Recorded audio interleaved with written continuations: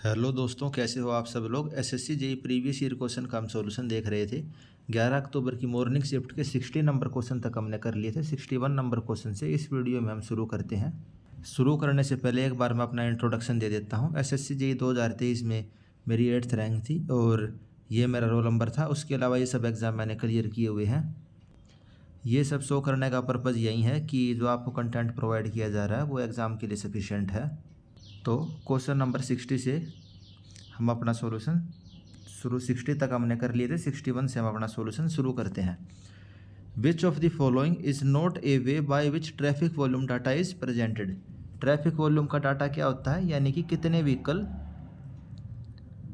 Per hour किसी road के particular section से पास कर रहे हैं। मान लो ये कोई रोड का पर्टिकुलर सेक्शन है, कितने व्हीकल पर आवर इस रोड के इस सेक्शन से पास कर रहे हैं, उसको हम ट्रैफिक वॉल्यूम कहते हैं। तो इसको रिप्रेजेंट करने के कितने मेथड होते हैं। इसको हम ट्रैफिक वेरिएशन चार्ट से, एनुअल एवरेज डेली ट्रैफिक के हेल्प से और पैटर्न ऑफ ट्रैफिक, इन तीन मेथड की हेल्प से रिप्रेजेंट कर सकते हैं। लेकिन जो मॉडल एवरेज है, मॉडल एवरेज किसके लिए यूज होता है। मॉडल एवरेज यूज होता है स्पोर्ट स्पीड के लिए। तो स्पोर्ट स्पीड के लिए हम मॉडल एवरेज मेथड का यूज़ करते हैं। और ट्रैफिक वॉल्यूम के लिए traffic variation chart, annual average daily traffic in traffic engineering और पैटर्न ऑफ ट्रैफिक। तो ये नया क्वेश्चन था, प्रीवियस ईयर के बेस पे ये वाला क्वेश्चन नहीं था, तो हो सकता है इसको हम ना कर पाए। अगर किसी ने पढ़ा होगा तो ही इस चीज़ को कर सकता था, कंसेप्चुअल क्वेश्चन वो नहीं था। 62 number question, the number of day for which a crop remain in field is known as the crop period. The crop period is also defined as the number of day between. तो पहली line पढ़िए इसकी, भाई crop period क्या होता है, जितने दिन वो फसल खेत के अंदर रहती है उसको हम क्या कहेंगे, क्रॉप पीरियड। तो क्रॉप पीरियड को हम कैसे भी डिफाइन कर सकते हैं। फसल को जब हमने पहले दिन बोया, यानी कि बीज वगैरह डाला हमने खेत के अंदर, उस दिन से लेके लास्ट दिन जब हमने उस फसल को कट कर दिया, तो वो हमारा क्या कहलाता है, क्रॉप पीरियड होता है। वो वही चीज़ हो गई ना, पहले दिन हमने बीज को बोया और आखिरी दिन हमने फसल को काट लिया, उसी टाइम के दौरान तो फसल खेत में रहेगी। वही चीज़ हमसे इसमें बूझी हुई है इसने। तो ये इजी क्वेश्चन था, ना पढ़ा हुआ हो तो वो भी, अगर इसको हिंदी इंग्लिश में आप कन्वर्ट करते हैं, अगर आपको बिल्कुल भी आइडिया नहीं लग रहा है तो भी आप इसे कर सकते थे। 63 number question, the carbon credit system help in. तो आजकल न्यूज़ के अंदर आप पढ़ते हुए कार्बन क्रेडिट का सिस्टम चल रहा है। कार्बन क्रेडिट के अंदर क्या होता है, जैसे कोई कंपनी है, उस कंपनी ने 1 लाख पेड़ लगा दिए, उस कंपनी ने 1 लाख पेड़ लगा दिए, तो उस कंपनी के अकाउंट में ये 1 लाख पेड़ का जो क्रेडिट है, कार्बन क्रेडिट, वो ऐड हो जाएगा। तो इसका मतलब क्या है, इस पॉल्यूशन के बदले, यानी 1 लाख पेड़ ने मान लो 100 मीटर क्यूब कार्बन डाइऑक्साइड को एब्जॉर्ब कर लिया, तो उस कंपनी के अकाउंट में कितने रुपए आ जाएंगे, रुपए उस ट्रम में, कार्बन डाइऑक्साइड के ट्रम में, 100 मीटर क्यूब कार्बन डाइऑक्साइड के ट्रम में उस कंपनी के खाते में आ जाएंगे, और वो उतना पॉल्यूशन कर सकती है वो कंपनी। तो ये एक टाइप का कार्बन क्रेडिट सिस्टम होता है, आजकल चल रहा है, काफ़ी न्यूज़ वगैरह में रहता है। तो करंट अफेयर बेस्ड क्वेश्चन था ये। तो इसका फ़ायदा क्या होता है, इससे ग्रीन हाउस गैस का एमिशन कम होता है। ग्रीन हाउस गैस जैसे कार्बन डाइऑक्साइड, मीथेन, इस टाइप की गैसों का जो कंपनियां छोड़ती हैं वो कम पोल्यूशन होगा। और वैसे भी इन जनरल आपको पता है, जो कार्बन होती है, कार्बन हो गई, कार्बन डाइऑक्साइड हो गई, ये ग्रीन हाउस गैसेज वगैरह है। और ऐसा केवल एक ही ऑप्शन था जो पोल्यूशन वगैरह, एयर पोल्यूशन हो गया या ग्रीन हाउस गैसेज से रिलेटेड है, तो सेकंड नंबर ऑप्शन। ये आप उस तरीके से भी आइडेंटिफाई करके इस क्वेश्चन को आप सोल्व कर सकते थे। 64 number question, for field compaction of the soil in cohesive soil, the combination of damping action and kneading action of the soil is achieve by. तो जो कोहेजिव सोयल होती हैं, कोहेजिव सोयल जैसे कि क्ले हो गई, तो क्ले के अंदर हम क्या यूज करते हैं, हम यूज करते हैं ship foot roller. Ship foot roller हम क्यों यूज करते हैं, क्योंकि उससे टैम्पिंग का एक्शन भी होता है और नीडिंग का एक्शन भी होता है। टैम्पिंग तो क्या हो गया, जैसे हथौड़ा है, आपने हथौड़े को किसी चीज़ के ऊपर दे के मारा तो वो टैम्पिंग हो गई। और नीडिंग क्या होती है, जैसे आटा गूंथते हैं ना हम घर के अंदर, तो जैसे ये किसी इंसान का हाथ है, ये 4 उंगलियां हैं उस इंसान की, और हम आटे को कैसे गूंथते हैं, जोर दे के आटे को कूदते हैं ना, तो नीडिंग एक्शन वो होता है। तो शिप फुट रोलर आपने देखा होगा, शिप फुट रोलर ऐसा होता है ना, सोयल के अंदर हम पढ़ते हैं शिप फुट रोलर, तो इसके अंदर नीडिंग एक्शन भी होता है। बिल्कुल बेसिक क्वेश्चन था ये। 65 number question, which of the following is not the property of coir fibre. दोस्तों कोयर फाइबर क्या होता है वो आपको मैं गूगल पे दिखा देता हूँ। Coir also known as the coconut fibre, coir जिसे नारियल फाइबर भी कहा जाता है, नारियल की बाहरी भूसे से निकला हुआ एक प्राकृतिक फाइबर है। इसका उपयोग डोरमेट हो गई, ब्रश, गद्दे, इस टाइप के प्रोडक्ट में किया जाता है कोयर का यूज। आप डायग्राम देख के बिल्कुल आपको क्लियर हो गया होगा कोयर क्या होता है। सी से कोकोनट, ऐसे आप याद कर सकते हैं। तो कोकोनट के हेयर हैं तो कोयर हो गया ये, ठीक है। और इसकी जो प्रॉपर्टी होती हैं वो आप देख सकते हैं। Resilience, coir fibre can resist crease and fold, it is also elastic enough to twist without breaking. तो ये काफ़ी इलास्टिक होता है, ये ट्विस्ट हो सकता है बिना ब्रेक किए हुए। जैसे एक तो सूखे हुए पेड़ की टहनी होती है, आप उसको मोड़ने की कोशिश करोगे तुरंत दो हिस्से में टूट जाएगा, लेकिन वो ऐसे नहीं होता, इसमें इलास्टिसिटी होती है। आप इसको मोड़ोगे तो ये टूटेगा नहीं। तो पहली प्रॉपर्टी रेजिलियंस। ड्यूरेबिलिटी होती है second property. Rot, microbial attack, fungi, dampness and biodegradable. तो रोट हो गया भाई, सड़ेगा नहीं। माइक्रोबियल अटैक, कीड़े मकोड़े, माइक्रोबियल जैसे बैक्टीरिया वगैरह नहीं लगेगा। मॉइस्चर और डैम्पनेस, मॉइस्चर इसके अंदर नहीं आएगी। तो ड्यूरेबिलिटी यानी लंबे टाइम तक चलेगा ये। थर्मल इंसुलेशन के भी काम आता है। और insect infestation and fungi growth, इसके अंदर कीड़े मकोड़े भी नहीं लगते इसके अंदर। तो अब हम अपने क्वेश्चन पे आ जाते हैं। तो कोयर फाइबर की प्रॉपर्टी क्या नहीं होती। तो लॉन्ग सर्विस स्पैन, बिल्कुल हमने देखा ड्यूरेबल होता है। ईजी टू कैरी, एक जगह से दूसरी जगह भी आसानी से ले जा सकते हैं। इलास्टिसिटी, इलास्टिक होता है, जैसे मैंने आपको बताया पेड़ की सूखी टहनी होती है, जो आप उसको ऐसे मोड़ोगे तो बीच से टूट जाएगी, लेकिन ये क्या होगा, ये टूटेगा नहीं। आप इसको मोड़ दो तो नहीं टूटेगा, वापस ऐसे कर दो या ऐसे कर दो तो ऐसा ही रहेगा। तो इलास्टिक होता है। लेकिन रेजिस्टेंस टू डायनामिक लोडिंग, तो ये डायनामिक लोडिंग से रजिस्टर नहीं होता। यानी कि अगर इसके ऊपर हम डायनामिक लोडिंग लगाएंगे तो ये टूट जाएगा। लोडिंग कितने टाइप की होती है, एक होती है स्टैटिक लोडिंग। स्टैटिक यानी कि रुकी हुई लोडिंग, जैसे कि आपने 50 किलो का वजन, मान लो 50 किलो का वजन आपने कहीं पर रख दिया, तो इस सरफेस के ऊपर कितनी लोडिंग लग रही है, 50 किलो की स्टैटिक लोडिंग लग रही है। और एक होती है डायनामिक लोडिंग। डायनामिक लोडिंग में क्या होगा, मान लो ये कोई सरफेस है, एक बार आप इसके ऊपर 50 किलो का वजन ला के पटक रहे हो, एक बार उठा रहे हो, फिर पटक रहे हो, फिर ला रहे हो, यानी कि रिपीट होता रहेगा। डायनामिक अपनी पोजीशन और डायरेक्शन वो चेंज करता जा रहा है। तो ये डायनामिक लोडिंग को रजिस्ट नहीं कर पाता। अगर इसके ऊपर डायनामिक लोडिंग लगेगी, बार बार आप इसके ऊपर लोड लगा रहे हो, कभी खींच रहे हो, कभी मोड़ रहे हो, तो ये टूट जाएगा। तो इसका second option not a property में आ गया। 66 number question, the angle of divergent portion of a venturimeter is kept less than the angle of the converging portion. तो वंचुरीमीटर आपने देखा होगा, वंचुरीमीटर कैसे होता है, एक पाइप होती है, इधर से कन्वर्ज हो जाता है, फिर थोड़ा सा हॉरिजॉन्टल रहता है और फिर डाइवर्ज होता है। तो जो ये डाइवर्जेंस वाला पोर्शन है, जो यहाँ पे ये एंगल बनता है, ये एंगल कितने डिग्री होता है, 5 डिग्री के आसपास। लेकिन यहाँ पे जो एंगल बनता है ये किसके आसपास होता है, 20 डिग्री। यानी जब हम इसको यहाँ पे मोड़ रहे थे तब तो अचानक से मोड़ दिया हमने, लेकिन जब ये यहाँ पे वापस से फैलने लग रहा है तो ये धीरे धीरे फैलेगा। ठीक है, वही चीज़ क्वेश्चन में बूझ रखी है। ऐसा हम क्यों करते हैं, ऐसा हम क्यों करते हैं, ताकि minimise the loss of energy cause by the flow separation. जब फ्लो यहाँ पे सेपरेट होगा तो एनर्जी का लॉस मिनिमम हो, इस वजह से हम ऐसा करते हैं।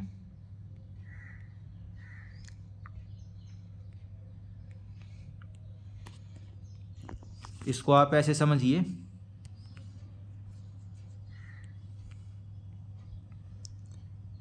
ये वो कन्वर्जिंग वाला पार्ट था जहाँ पे बहुत स्पीड से फ्लूइड जा रहा है और अचानक से हमने इसको ऐसे कर दिया, पाइप को अचानक से ऐसे कर दिया, तो क्या होगा, फ्लूइड ऐसे जाएगा, फ्लूइड ऐसे जाएगा और यहाँ जो हवा बच गई, एयर का स्पेस बच गया, तो फ्लूइड यहाँ पे एडीज फॉर्म होंगी। क्या फॉर्म होंगी, एडीज फॉर्म होंगी। और यहाँ पे टर्बुलेंट एक्शन होएगा, यानी पानी तो स्पीड से पानी आया, यहाँ गया दीवार से, और यहाँ जो हवा का स्पेस बच गया, ये वाला पानी वापस इसके अंदर टकराएगा और एडिस फॉर्म होंगे, टर्बुलेंट फ्लो होगा।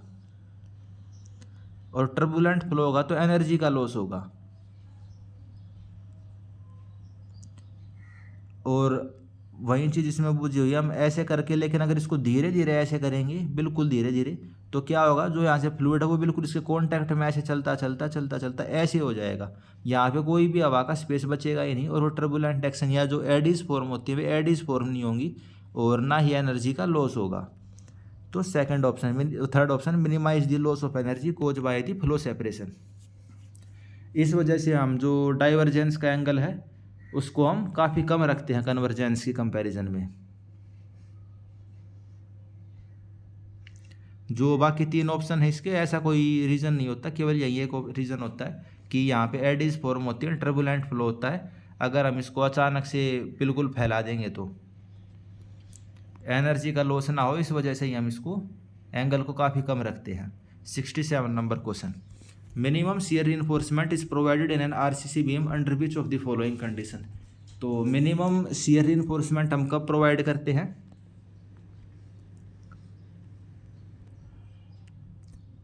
जो नॉमिनल शियर स्ट्रेस होती है वो जब हमारी टाउ सी यानी कि जो हमारी डिज़ाइन शियर स्ट्रेंथ है उससे अभी अगर कम आ जाती है नॉमिनल, यानी कि जो एक्सटर्नल लग रही है वो हो गई नॉमिनल हमारी डिज़ाइन स्ट्रेंथ से भी कम है, तो हम क्या प्रोवाइड करेंगे, minimum shear reinforcement. Nominal shear stress is less than the design shear strength, तब हम प्रोवाइड करते हैं मिनिमम शियर रिइंफोर्समेंट। तो ये बिल्कुल ईजी क्वेश्चन था। 68 number question, the maximum value of the radius of gyration is obtain if a material. तो radius of gyration का क्या फॉर्मूला होता है, are is equal to √I/A, और जो मोमेंट ऑफ इनर्शिया होता है उसका क्या फॉर्मूला होता है, एरिया इनटू रेडियस का स्क्वायर। तो जो ये है रेडियस ऑफ गायरेशन, ये मैक्सिमम कब होएगा, जब जो ये आर है रेडियस है ये मैक्सिमम होगा। तो वही ऑप्शन देखिए आप कौन सा है, तो फर्स्ट नंबर ऑप्शन ही हमारा करेक्ट है। जब जो हमारा ऑब्जेक्ट है सेंट्रोइड से मैक्सिमम डिस्टेंस पे रखा हुआ होगा तब हमारा रेडियस ऑफ गायरेशन मैक्सिमम आएगा। ये दोस्तों आप देख सकते हो, स्टील के अंदर जैसे हम सिलेंडरनेस रेशो पढ़ते हैं उसके अंदर आप रेडियस ऑफ गायरेशन निकालते हो। तो ए एरिया का कोई बॉडी है और ये हमारी कोई एक्सिस है, ये हमारी कोई बॉडी है, तो रेडियस ऑफ गायरेशन यानी के किसके बराबर होता है, it is the distance such that its square multiply by the area give the moment of inertia about the given axis. तो यानी इस बॉडी की एरिया से इस डिस्टेंस के स्क्वायर को मल्टीप्लाई करेंगे तो हमें मोमेंट ऑफ इनर्शिया मिल जाएगा। और ये सबसे ज़्यादा अगर सर क्या बोलते हैं इसको, रेडियस ऑफ गायरेशन हमें ज़्यादा करना हो तो हम क्या करेंगे, इस डिस्टेंस को बढ़ा देंगे। जो ये डिस्टेंस बढ़ेगा तो के की वैल्यू भी बढ़ जाएगी। वही चीज़ हमसे क्वेश्चन में इसने पूछी हुई थी। 69 नंबर क्वेश्चन, कोई टी बीम है उसका हम डिज़ाइन कर रहे हैं, अगर एम यू लिमिटेड से ज़्यादा आ गया तो हम सेक्शन को कैसे डिज़ाइन करेंगे, हम उसको डबल रीइंफोर्स सेक्शन की तरह डिज़ाइन करेंगे। तो टी बीम की जगह कोई और बीम होती तो भी सेम केस रहता। अगर एम यू लिमिटेड यानी कि जो बैलेंस सेक्शन है वो मैक्सिमम कितना रजिस्ट कर सकता है, अगर उस मैक्सिमम से ज़्यादा इसके अंदर बेंडिंग मूवमेंट आ रहा है तो हमें क्या करना पड़ेगा, डबल रीइंफोर्स सेक्शन बनाना पड़ेगा। 70 number question, which of the following term describe the location, time, mark, length and bending detail of each bar in the structure reinforcement drawing. तो इनमें से ऐसा कौन सा टर्म है जो हमारा स्ट्रक्चर है उसके अंदर कहाँ पे कितना स्टील लगेगा, उसकी डिटेल्स क्या होंगी, कितने mm का बार होगा, क्या उसकी शेप होगी, वो सब बताता है। तो दोस्तों वो उसको हम बोलते हैं BBS। आपने सुना भी होगा BBS मतलब बार बेंडिंग शेड्यूल, यानी सेकंड नंबर ऑप्शन। जैसे दोस्तों मैं आपको एग्जांपल दिखा देता हूँ, जैसे कोई माइनर ब्रिज है उसकी मेरे पास ड्राइंग पड़ी हुई थी तो वो मैं आपको दिखाता हूँ। जैसे इसके अंदर ये सरिया दिया हुआ है, इन सरिये के ऊपर देखिए, जैसे इस सरिये के ऊपर 23 लिखा हुआ है, इसके ऊपर 6 और 7 लिखा हुआ है इस सरिये के ऊपर। ये 1200 mm लेंथ के अंदर इसको हम प्रोवाइड कर रहे हैं। ये 23 नंबर सरिया है, ये 24 नंबर है, ये 12 नंबर, ये 4 नंबर, 2 नंबर। तो ये reinforcement detail of minor bridge. तो कोई ब्रिज है बॉक्स टाइप का, तो उसके अंदर जो सरिया स्टील है वो कहाँ कहाँ कितना लगा हुआ है, वो हर चीज़ की डिटेल इसके अंदर जैसे इसके अंदर दी हुई है। और यहाँ आप देखिए बार मार्क 1 बार डाया, इसकी स्पेसिंग क्या है, इसकी शेप क्या है, और ये रिमार्क वगैरह जो भी है। तो ये तो ड्राइंग के अंदर है। इस ड्राइंग के अंदर से जो स्टील वगैरह है, जो इंजीनियर होता है, जैसे आप लोग इंजीनियर बनोगे तो इस ड्राइंग में से देख के आप ऐसे निकालोगे कि 1 बार नंबर 16 mm डाया, इतनी स्पेसिंग के कितने बार आएंगे, 10 बार आएंगे, 100 बार आएंगे, और फिर उसका टोटल क्वांटिटी निकालोगे स्टील वगैरह की कितनी कॉस्ट आएगी। तो ये सब BBS का पार्ट होता है। जैसे 1 नंबर बार है जिसका 16 mm डाया है और ये शेप है। तो अब हम डायग्राम में देखते हैं 1 नंबर बार हमारा कहाँ लगा हुआ है इसके अंदर। जो ये हमारा बॉक्स टाइप का ब्रिज है, तो इसके अंदर जो इसकी स्लैब वो फाउंडेशन है, फाउंडेशन के अंदर ये 1 नंबर का बार यहाँ बिल्कुल नीचे की तरफ लगा हुआ है। और इस डायग्राम से देख के हम इसकी लेंथ निकालेंगे, ये कहाँ तक गया हुआ है 1 नंबर बार, ये यहाँ तक गया हुआ है। तो ये सब BBS का पार्ट होता है कि ड्राइंग के अंदर से आप सरिया देखोगे 1 नंबर का, 2 नंबर का कितने mm डाया है, कितनी उसकी क्वांटिटी वगैरह लगेगी। तो ये सब चीज़ें आपको करनी पड़ती हैं। 71 number question, an RCC beam of width 250 mm and effective depth of 450 mm is subjected to the nominal shear stress of 1.25 newton per mm square. तो नॉमिनल शियर स्ट्रेस लग रहा है 1.25 न्यूटन पर mm स्क्वायर का। तो shear force due to design load coming on this section कितना होगा। तो आपको क्या करना है, डायग्राम बना लिया आपने। विड्थ है इसकी 250 mm, इसकी डेप्थ है 450 mm, और इसके ऊपर शियर स्ट्रेस जो टाउ वी है वो कितना है 1.25 न्यूटन पर mm स्क्वायर। और ये किसके बराबर होता है, B divide by B into D. Tau V इसी के बराबर होता है, B यानी कि कितनी शियर फोर्स है, शियर फोर्स डिवाइड बाय जो इसका एरिया है। और हमसे क्वेश्चन में क्या पूछिए, हमसे क्वेश्चन में शियर फोर्स ही पूछा हुआ कितना है। तो V is equal to tau V यानी कि 1.25, ये किसके बराबर है, Newton per mm square, multiply by B into D. B कितना है 250, डेप्थ कितनी है 450, ये भी mm के अंदर है, ये भी mm के अंदर है। तो ये कट गया, आंसर हमारा किस में आ जाएगा, न्यूटन के अंदर आ जाएगा। अब इसके अंदर भी क्या करना, ये वाली जीरो हटा दी, ये वाली जीरो हटा दी, तो यहाँ का डेसिमल हट जाएगा। ठीक है, ये क्या बन गया 125 इंटू 25 इंटू 45। ये जो कुछ भी होगा आखिरी में जीरो कितनी बनेंगी, 1 2 3 4 5 6, तो 6 के करीब जीरो बनेंगी। और आंसर अगर हमें किलो न्यूटन में देना है तो 3 जीरो हटा के 3 में आंसर आएगा। तो ऑप्शन देखिए 3 के अंदर ऑप्शन किस में है, इसमें 4 डिजिट है, इसमें 1 है, इसमें 2 है, इसमें 3 है। तो फर्स्ट नंबर ऑप्शन हमारा करेक्ट है, क्योंकि इसके अंदर ऑप्शन तो चारों सेम है, 140 140 140 140, लेकिन जो डेसिमल है वो आगे पीछे कर रखा है। तो आपको बस ये देखने की ज़रूरत थी आंसर के अंदर जीरो मतलब डेसिमल कितनी डिजिट के बाद आएगा।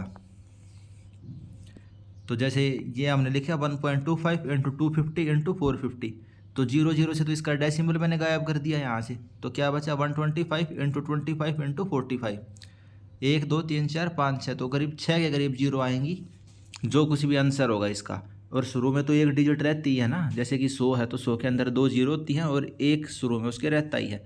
तो और किलो न्यूटन में आंसर बताना तो 1000 से डिवाइड करेंगे तो 3 जीरो गायब हो जाएंगे, तो आंसर में हमारे 3 डिजिट आएंगी। तो ये वाला क्वेश्चन आपको ऐसे करना था, लेकिन करना ये आपको लास्ट में अटैम्प्ट है।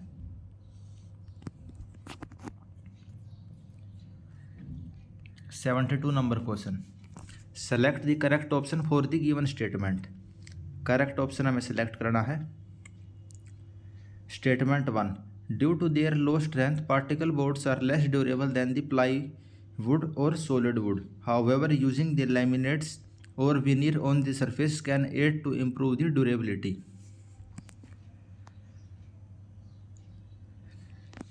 तो दोस्तों पार्टिकल बोर्ड का एक और क्वेश्चन इसके अंदर पहले भी आया था, तो वो हमने देखा था कि पार्टिकल बोर्ड क्या होता है।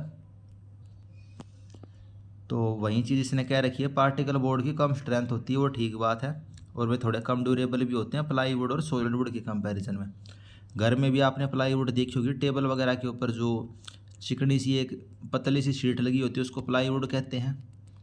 तो उसके कंपैरिजन में पार्टिकल बोर्ड की कम स्ट्रेंथ होती है। पार्टिकल बोर्ड क्या होता है, लकड़ी के या भूसे के छोटे छोटे जो टुकड़े होते हैं उनको एक दूसरे के ऊपर रख के इसमें कुछ एडहेसिव वगैरह लगा के इसके ऊपर प्रेस कर देते हैं, बहुत हैवी फोर्स लगाएंगे तो ये क्या बन जाएगा, गत्ते टाइप का लकड़ी का कुछ एक जैसे बेंच वगैरह देखे होंगे आपने स्कूल कॉलेजों के, जो लकड़ी के नहीं बने होते लेकिन थोड़ा लो क्वालिटी का मटेरियल होता है, सस्ते के तौर पे उसको यूज करते हैं, तो पार्टिकल बोर्ड के बने होते हैं वे। और इनकी स्ट्रेंथ को इम्प्रूव करने के लिए इसके ऊपर और नीचे प्लाईवुड वगैरह की अगर हमने शीट लगा दी तो इसकी स्ट्रेंथ इंप्रूव हो जाएगी, बिल्कुल ठीक बात है। तो पहली स्टेटमेंट सही है। सेकंड स्टेटमेंट पढ़ते हैं, a layer of melamine can apply to the top surface of the particle board to make them fire resistance. तो जो पार्टिकल बोर्ड का टॉप सरफेस है इसके ऊपर मेलेनिन की एक लेयर लगा सकते हैं हम, ताकि इसको फायर प्रूफ बना दें हम।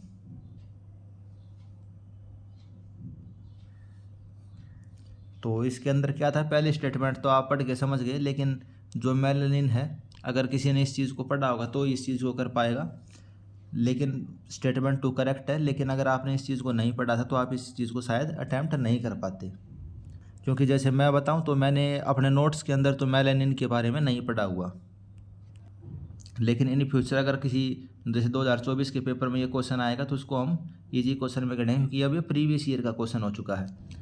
आपको ये याद रखनी है कि मेलेनिन की अगर एक लेयर हम टॉप सरफेस पे लगाएंगे पार्टिकल बोर्ड के तो फायर रेजिस्टेंस बन जाता है। 73 number question, coefficient of discharge value of an orifice of D by capital T is equal to 0.5 lies in the range of तो ये तो कन्फ्यूज़ करने के लिए दी हुई है। अगर ओरिफिस है तो इसका सीधा सीधा मतलब है वो करीब करीब इतना ही होता, अगर इस लाइन को ना भी देते तो भी कोई मतलब नहीं था। कोफिशिएंट ऑफ डिस्चार्ज जो ओरिफिस का होता है हमें वैसे ही याद रहता है, वो 0.60 से 0.62 की रेंज में होता है। हम नॉर्मली इसको 0.611 लेके चलते हैं। जैसे दोस्तों आपको ये 2017 का मैं क्वेश्चन दिखा देता हूँ। 28 नंबर क्वेश्चन देखिए आप, coefficient of contraction of the sharp edge orifice, तो एक इसके बराबर होता है 0.611, एक क्वेश्चन ये। फिर 27 नंबर क्वेश्चन देखिए, what is the range of the coefficient of discharge of the venturimeter, तो वंचुरीमीटर का 96 से 95 के आसपास होता है, और इसके अंदर ओरिफिस का भी दिया है 0.60 से 0.65 के आसपास होता है। और जो मैंने इसका फोर्थ पार्ट करवाया था उसके अंदर आपने देखा होगा कि एक्चुअल अपॉन थ्योरेटिकल जो होती है उसको हम कोफिशिएंट ऑफ डिस्चार्ज वेलोसिटी या कॉन्ट्रैक्शन कुछ भी हो तो उसका फॉर्मूला क्या होता है, एक्चुअल डिवाइड बाय थ्योरेटिकल। तो वहीं ये फॉर्मूला भी यहाँ लिखा हुआ है, और ये भी क्वेश्चन पहले 1-2 बार पूछा हुआ है इसके अंदर। जैसे आप इसके अंदर ये भी देख सकते हो, फ्लूइड का जो चैप्टर है उसके अंदर 2nd number question, theoretical value of coefficient of contraction of a sharp edge orifice, तो ये 0.611। तो ये तो बहुत बार पूछा हुआ क्वेश्चन है, 0.60 से 62। इसके अंदर कोफिशिएंट ऑफ डिस्चार्ज या कोफिशिएंट ऑफ जो कॉन्ट्रैक्शन कहीं कहीं यूज हो रखा है तो वो दोनों सेम ही रहते हैं, 0.611 के आसपास होता है ये। 74 number question, hollow precast concrete block possess the good thermal insulation because of, जो होलो कंक्रीट ब्लॉक होते हैं, ये कोई कंक्रीट ब्लॉक है, इसके अंदर यहाँ पे हवा रहेगी, कंक्रीट केवल यहाँ पे है, तो इसके अंदर थर्मल इंसुलेशन की प्रॉपर्टी काफ़ी अच्छी होती है। यानी कि यहाँ अगर 50 डिग्री तापमान है तो यहाँ कितना रहेगा, 30 डिग्री रहेगा। थर्मल जो इधर का तापमान है इधर को प्रभावित नहीं कर रहा और ना इधर का इधर को कुछ इफेक्ट करेगा। तो ऐसा क्यों होता है, क्योंकि इसके बीच में एयर एंट्रैप होती है, और एयर क्या होती है, इंसुलेटर होती है। एयर क्या होएगी, हवा इंसुलेटर होता है, क्योंकि air entrapped within the block. 75 number question, to measure the vertical angle the theodolite must be level with reference to, vertical angles को मेजर करने के लिए थियोडोलाइट को हम किसकी रेफरेंस में लेवल करेंगे? दोस्तों जैसे आप ये थियोडोलाइट देख सकते हो, इसके अंदर अल्टीट्यूड बबल कौन सा होता है? अल्टीट्यूड बबल देखिए जो हमारे टेलीस्कोप है इसके साइड में जो गोल गोल सा दिख रहा है ना, जहाँ मेरा कर्सर है, ये है अल्टीट्यूड बबल।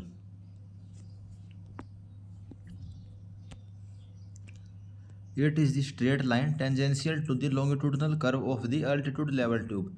जो ये ट्यूब है, ये गोला सा जो दिख रहा है आपको, ये ट्यूब है एक, इसके अंदर फ्लूइड भरा हुआ रहता है। इसके अंदर जो बबल होता है उसके ऊपर अगर हम टेंजेंट लगाएंगे तो जो हमें लाइन ऑब्टेन होती है उसको हम क्या कहेंगे? Axis of the altitude level tube.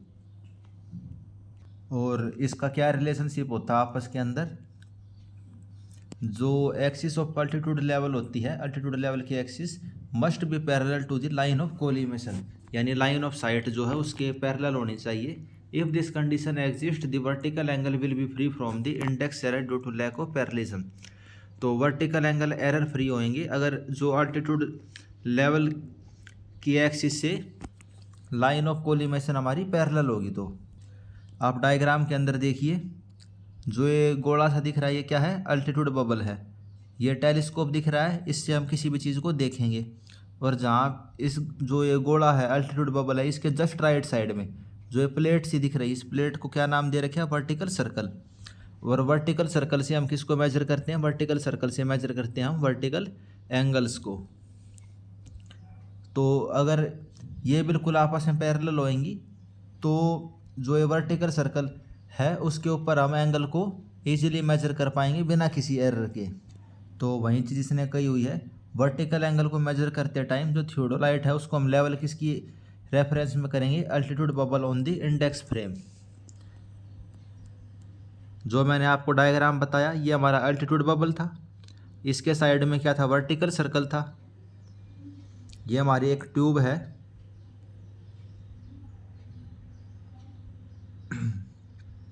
इस ट्यूब के अंदर यहाँ कोई बबल होगा और जब बबल अपने बिल्कुल सेंटर में हो जाएगा तब जो हमारा टेलीस्कोप है,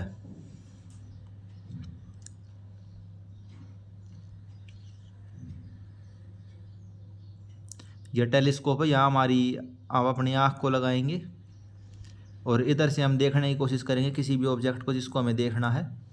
और जब ये बिल्कुल आपस में ये पैरेलल होंगे तो जो ये वर्टिकल सर्कल है ना, इधर हमें दिख रहा है, इसके ऊपर यहाँ 0 डिग्री का एंगल बनता हुआ दिखेगा हमें। ये हमारा वर्टिकल सर्कल है, ऐसे यहाँ बिल्कुल 0 डिग्री का एंगल कब होगा? जब ये और ये दोनों बिल्कुल पैरेलल में होंगे, लाइन ऑफ कोलिमेशन और अल्टीट्यूड इसकी वो। और अगर ये लेवल नहीं होगा तो उसमें क्या डिफरेंस आ सकता है? आप इसको ऐसे इमेजिन करने की कोशिश करिए,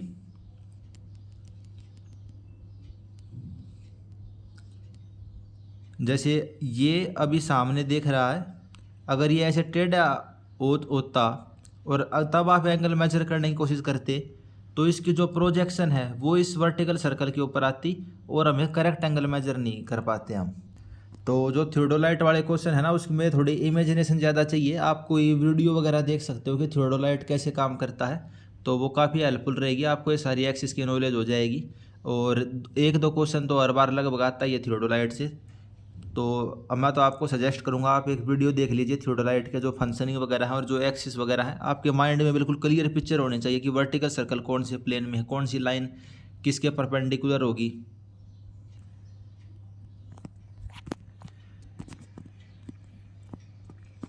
(76) number question, trapezoidal section with the rounded corner for large canal और triangular section with circular bottom for small canal are the most suitable section for dash कनाल।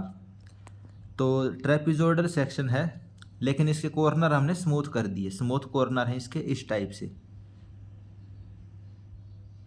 या फिर कोई ट्रायंगुलर सेक्शन है लेकिन स्मूथ कॉर्नर है, ये हमारा ट्रायंगुलर सेक्शन है लेकिन इसे कॉर्नर स्मूथ कर दिए।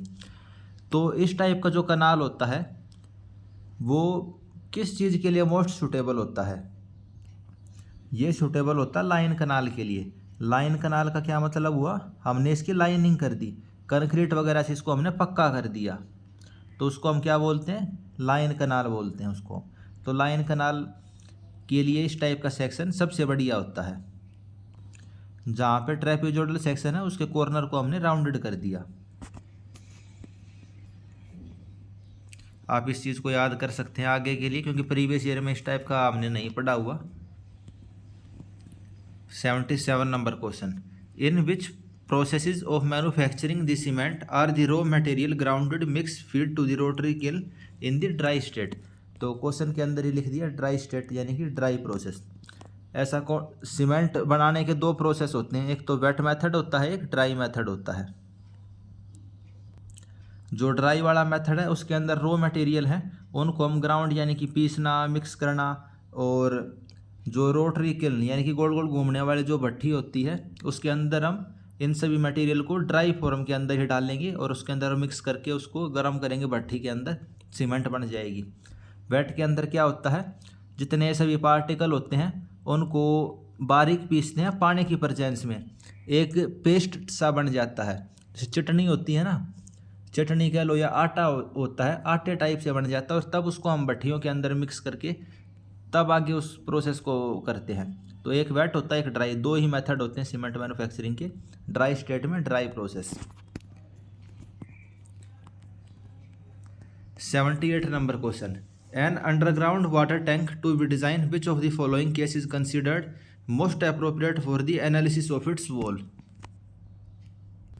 एक हम अंडरग्राउंड वाटर टैंक बना रहे हैं, ये हमारी ज़मीन है, ज़मीन के अंदर हमने एक टैंक बना दिया,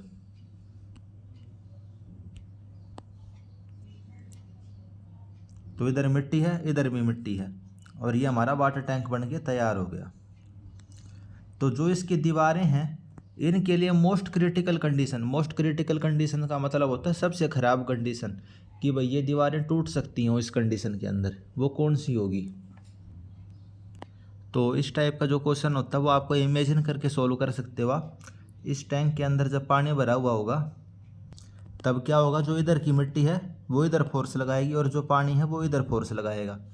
तो क्या होएगा, ये दीवार गिरने की कंडीशन बनेगी? नहीं बनेगी, ये दीवार नहीं गिर पाएगी, क्योंकि ये दोनों जो फोर्स हैं आपस में एक दूसरे को बैलेंस कर रही हैं। इधर से एक फोर्स, इधर से दूसरी फोर्स, मिट्टी की फोर्स और पानी की फोर्स। तो ये सेफ है। लेकिन सपोज करो इसके अंदर पानी नहीं भरा होता, तो अब क्या होता, इसमें अगर पानी नहीं है तो केवल जो मिट्टी है, मिट्टी इसको इधर जो भी एक्टिव अर्थ प्रेशर है, पैसिव अर्थ प्रेशर है, जो भी फोर्स है इसके ऊपर इधर लग रहा है और ये दीवार गिरने की कंडीशन बनेगी।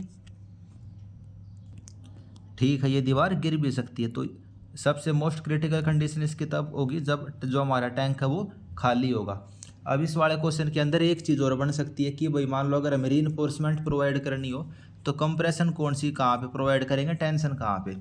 तो वो बिल्कुल आपको बेसिक सोचना है। अब जैसे ये हमारा डायग्राम है, इसमें देखिए आप, इधर मिट्टी की फोर्स लगी, ठीक है लगी, तो जो आपकी दीवार ऐसे थी अब वो दीवार कैसे हो जाएगी, ऐसे हो जाएगी कुछ।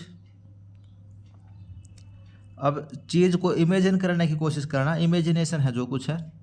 जो ये वाली दीवार है ये क्या हो रही है, एक टाइप से कंप्रेस हो रही है, लेकिन जो इधर वाली दीवार है वो इधर होकर ये खींचने की कोशिश कर रही है, यानी कि टेंशन में जा रही है।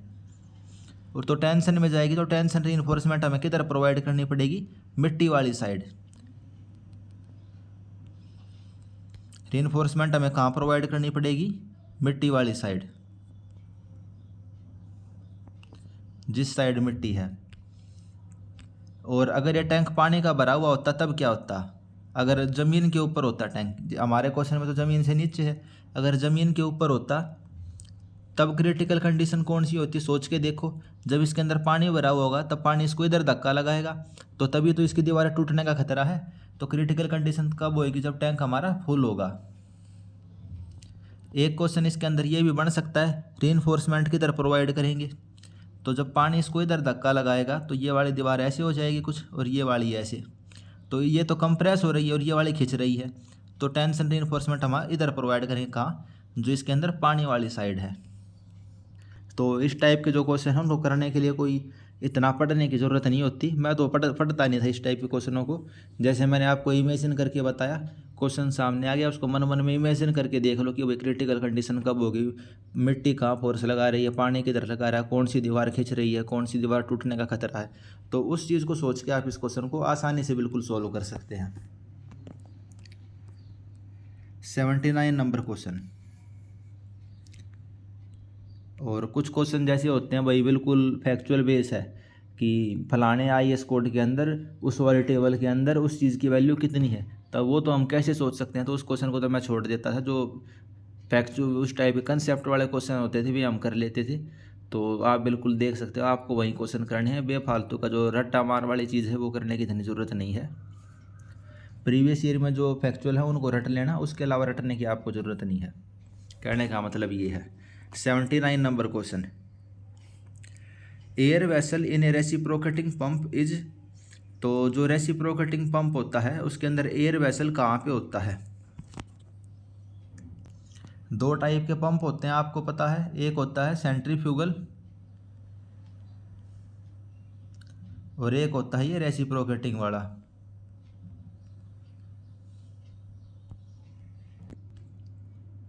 दो टाइप के पंप होते हैं, सेंट्रीफ्यूगल और रेसिप्रोकेटिंग। सेंट्रीफ्यूगल का हम यूज करते हैं जब हमें बहुत ज़्यादा पानी सप्लाई करना होता है, लेकिन इसका जो हेड होता है वो ज़्यादा नहीं होता। हेड यानी कि बहुत ज़्यादा हेड तक पानी को नहीं पहुंचा सकता, यानी कि 2 मंजिल तक पानी पहुंचा देगा, लेकिन हमें 10-15 मंजिल तक पानी पहुंचाना, तब हमें कौन सा यूज़ करना पड़ेगा, तब हमें रेसिप्रोकेटिंग यूज़ करना पड़ेगा। लेकिन उसके अंदर फिर क्या है, वो डिस्चार्ज ज़्यादा नहीं पहुँचा पाएगा, वो धीरे धीरे पानी को पहुँचाएगा। तो ये दो टाइप के बेसिक पंप होते हैं। एयर वेसल कैसे होता है रेसिप्रोकेटिंग पंप में, वो आप देख सकते हो। ये हमारी पिस्टन रोड होती है और नीचे जो ज़मीन में आपको पानी दिख रहा है, यहाँ से इसने पानी को सक्शन करता है। सक्शन यानी कि खींचता है अपने तरफ, और जो डिलीवरी हेड होता है वहाँ तक इस पानी को पहुँचाता है। तो हमें एयर वेसल इस टाइप के दो आपको दिख रहे हैं इसके अंदर, एयर वेसल ये होते हैं। इनका काम क्या होता है, ये कंटिन्यूस सप्लाई वाटर की होती रहे, इस वजह से काम में आते हैं। कंटिन्यूस यानी कि पानी आपने अगर देखा हो बहुत बार, जैसे मोटर के अंदर क्या होता है, बुलबुले छोड़ने लगता है पानी के अंदर ढेर सारे बुलबुले होते हैं। तो वो एक टाइप से ख़राब चीज़ है ना, हम तो पानी के लिए यूज़ कर रहे हैं मोटर को। वो बुलबुले क्या करेंगे, पाइपों के अंदर फटेंगे वे बुलबुले और पाइपों को भी ख़राब कर सकते हैं, और पानी की सप्लाई भी अच्छे से नहीं हो पा रही। तो एयर वेसल का हम उपयोग करते हैं। जो हवा वगैरह है वो इसके अंदर कलेक्ट होती रहती है, पाइप में जाने की बजाय जो हवा है। तो रेसिप्रोकेटिंग पंप के अंदर इनको हम यूज करते हैं। जैसे इस डायग्राम में आपको ये बुलबुले से दिख रहे हैं, ये बुलबुले इसके अंदर इकट्ठे हो जाते हैं एयर वेसल के अंदर, और वहाँ से इनको हम बाहर निकाल देते हैं। तो air vessel in the reciprocating pump is fitted in the delivery pipe. तो डिलीवरी पाइप के अंदर इसको हम फिट करते हैं। फोर्थ ऑप्शन हमारा ठीक है। और ये सक्शन पाइप के अंदर भी होंगे और डिलीवरी पाइप के अंदर भी होंगे, लेकिन अभी हमसे क्वेश्चन में डिलीवरी पाइप पूछ जाए तो हमने इसी ऑप्शन को सेलेक्ट किया है कि fit in the delivery pipe. 80 number question, which of the following type of soil have excellent workability as a construction material. तो कौन सी सोयल की वर्केबिलिटी अच्छी होगी, तो हमें पता है अच्छे से कि जो वेल ग्रेडेड सोयल है उस सोयल की वर्केबिलिटी ज़्यादा अच्छी होती है। First number option. Well graded यानी कि उसके अंदर हर पार्टिकल, हर टाइप के पार्टिकल हैं।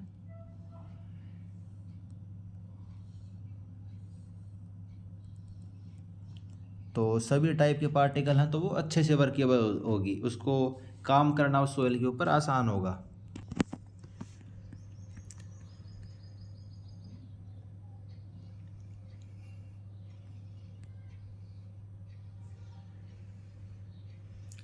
तो ठीक है दोस्तों, आज हमने 20 क्वेश्चन किए हैं। इन 20 में से शायद 2 या 3 ही मुश्किल क्वेश्चन थे। तो 20 क्वेश्चन में से आपका स्कोर 17 से 18 होना चाहिए। वो एक अच्छा स्कोर है, उससे कम स्कोर को हम अच्छा नहीं कह सकते, क्योंकि ओवरऑल हमारा क्या टारगेट है, जो 100 क्वेश्चन है 100 में से हम 80 to 85 क्वेश्चन को तो हम अटैम्प्ट करेंगे, और करीब करीब हमारे 75 क्वेश्चन हमारे करेक्ट होने चाहिए टेक्निकल के अंदर, और 70 के आसपास हमारा टारगेट होना चाहिए नॉन टेक्निकल में। तभी हमारे करीब करीब 140 के आसपास नंबर आ पाएंगे, जब हम इतना टारगेट लेके चलेंगे, 70 इसमें, 75 के आसपास इसमें।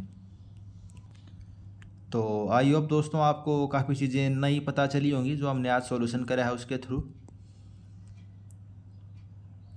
और आपको पता चला होगा पेपर में कैसे अटैम्प्ट करना होता है, क्या हमारी थिंकिंग होनी चाहिए, कैसे हमें सोल्व करना है। सब कुछ आपको पढ़ा हुआ होना ज़रूरी नहीं है, लेकिन आपको कंसेप्ट आपके क्लियर होने चाहिए, चीज़ें काम कैसे कर रही हैं। सिविल इंजीनियरिंग की। और इसका सबसे ज़्यादा फ़ायदा सिविल इंजीनियरिंग का यही चीज़ है कि हमें रटना इतना नहीं पड़ता। तो थैंक यू फ्रेंड्स, आज की वीडियो में इतना ही। आप पढ़ते रहिए और ये प्रीवियस ईयर ख़त्म होने के बाद हम जो इम्पोर्टेंट क्वेश्चन है उसकी सीरीज कर देंगे और उन क्वेश्चन के थ्रू सभी सब्जेक्ट को एक बार कंप्लीट कर लेंगे। आप चैनल को शेयर कर दीजिए अपने फ्रेंड्स के साथ और सब्सक्राइब भी कर लीजिए। Thank you.